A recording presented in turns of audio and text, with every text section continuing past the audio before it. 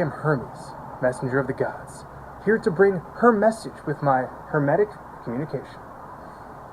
So, Mount Meru, the sacred cosmic mountain, the Axis Mundi, the North Polar Pillar, which is described and illustrated in lots of ancient mythology and cosmologies. This sacred mountain is called Mount Meru, but it's also called Mount Shumasin, Mount Quoth, Mount Olympus, Mount Hihera. There are many, many different names. Now, before we knew that this was an inwards journey, we looked at all of these cosmologies and these maps, and we said, well, there must be a physical mountain at the North Pole.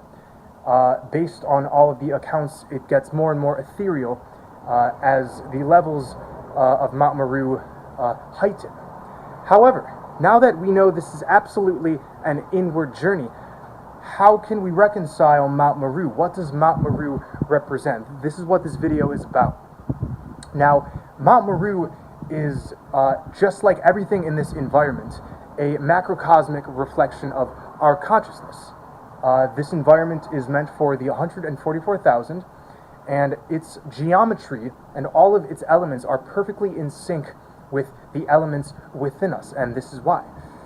As I always say, the heart of the earth is the heart of ourselves. The center of the earth, the North Pole, is the center of ourselves. The center of our toroidal field is the center of the earth's toroidal field. There is no separation. So, Mount Meru is always depicted as a bridge.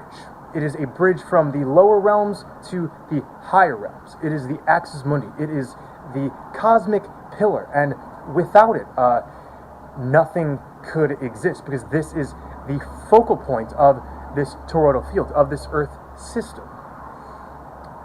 The answer of Mount Meru is simple. Mount Meru is the oscillation of the toroidal field. It's the oscillation of our hearts. And so, if you take a deep breath right now, that deep breath is actually pulsing out your toroidal field from your heart, from the center. So the same way we breathe in and out, and this keeps our electromagnetic field in check and alive, the Earth does the same thing. Mount Meru breathes in and out, and this is why it bridges the lower and the higher realms, because it's not separate from our heart. It really isn't. And a lot of people still really choose to believe that this is a physical journey. Let me make the goddess clear right now. The physical journey, the element of a paradisal location at the North Pole, this was inserted here in this timeline. We had to be comfortable with first recognizing an external paradise before bringing it inwards. I'll say it again. We had to get comfortable with designating an external paradise before bringing it inwards, because we cannot immediately realize that, oh, there's a paradise, the Garden of Eden, it is within. It is absolutely a place that we go to inside of our hearts, which ends up expressing itself into a realm. So this is a physical journey, this is a mental journey, this is a spiritual journey, but it is not one that will require money. You don't even have to leave your house. You shall be touched by the Emerald Goddess just as I have, just as many of our blood brothers and sisters have. It is a beautiful thing. And so when we ascend in our Merkabas, which I've been talking about in my last few videos, we essentially will be climbing up Mount Meru, because the heart space will be open collectively for all of the 144,000. That means we will essentially be at the North Pole. We will be there, and then we will ascend up Mount Meru until it gets more and more ethereal, and essentially leave this system.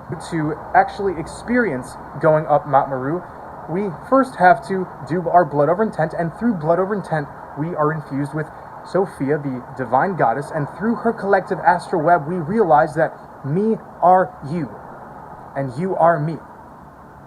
Mount Meru. I am Hermes, messenger of the gods. I love you all. I am Hermes, messenger of the gods. I come to you in a towel right now, and I'm moving my body, and this is my way of saying, everybody just calm down, okay? Just chill out. Everything is going to be okay. I'm feeling in the collective a lot of urgency, a lot of heaviness. This is not what the Mother Goddess wants. The Mother Goddess wants us to move. The Mother Goddess wants us to sing. The Mother Goddess wants us to express. The Mother Goddess wants us to just be in our own, without judgment, without judgment. But seriously, we just need to focus on flow. Focus on flow.